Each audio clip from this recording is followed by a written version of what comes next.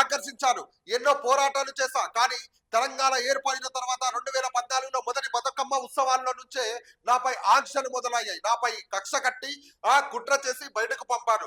అవమాన భారంతో అన్ని బంధనాలు తెచ్చుకొని ఇంటి పార్టీ నుంచి బయటకు వచ్చాను.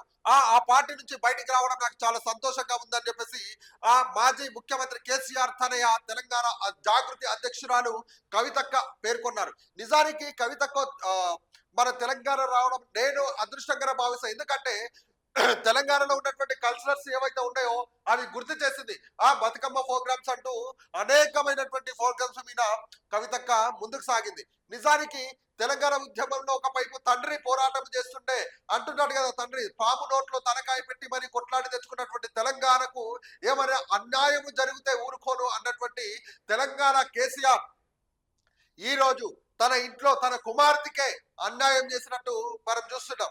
నిజానికి చెప్పుకోవాలంటే కవితక్క చేసినటువంటి పనులు, ఆమె ఉద్యమంలో పాల్గొనడం, తెలంగాణలో ఉన్నటువంటి కల్చరల్ ప్రోగ్రామ్స్ ఏవైతే ఉంటాయో అవి మన సంస్కృతిని గుర్తు చేసుకోవడం, బతుకమ్మ ప్రోగ్రామ్స్ అంటూ అనేకమైనటువంటి ఏవైతే ప్రోగ్రామ్స్ ఉంటాయో దాంట్లో ముందడుగా ఉండి అనేక మనసులు దోచుకున్నటువంటి తెలంగాణ ముద్దుబిడ్డ కవితక్క అని నేను తెలియజేస్తున్నా. నిజానికి చెప్పాలంటే బిఆర్ఎస్ నాయకులకి ఎవరికి కూడా నైతికత లేదు.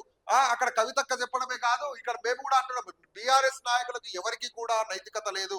ఉద్యమ సమయంలో అనేక కార్యక్రమాలు కూడా నిర్వహించినటువంటి కేసీఆర్ కూతురు అదే విధంగా యువతను మహిళలను ఆక్రమించింది. అయితే ఎప్పుడైతే ఈ బతుకమ్మ ప్రోగ్రామ్ ఉత్సవాల నుంచి స్టార్ట్ అయ్యావో 2014లో అప్పటి నుంచే తెలంగాణలో ఉన్నటువంటి తెలంగాణ నాయకులు కేసీఆర్ ఎవరైతే ఉన్నారో ఆ నాయకులు ఆమెపై కక్ష కట్టి కుట్రకు చేసి బయటకు పంపాలని ఆలోచన చేసినారని చెప్పేసి కవితక్క ఈ రోజు మన ముందుండి కంటతడి పెట్టుకున్నారు.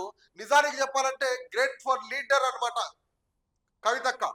తెలంగాణ జాగృతి వైపు నడుస్తూ ప్రజల మధ్యలో ఉండు, ప్రజల అండదండలకు ఉండు, ప్రజల యొక్క కష్టాలు తెలుసుకొని ప్రజలకు నేను ఎప్పుడు కూడా అండగా ఉంటా అని చెప్పేసి తెలియజేస్తూ ఇప్పుడు తన పోరాటాన్ని ముందుకు సాగిస్తున్నటువంటి కవిత.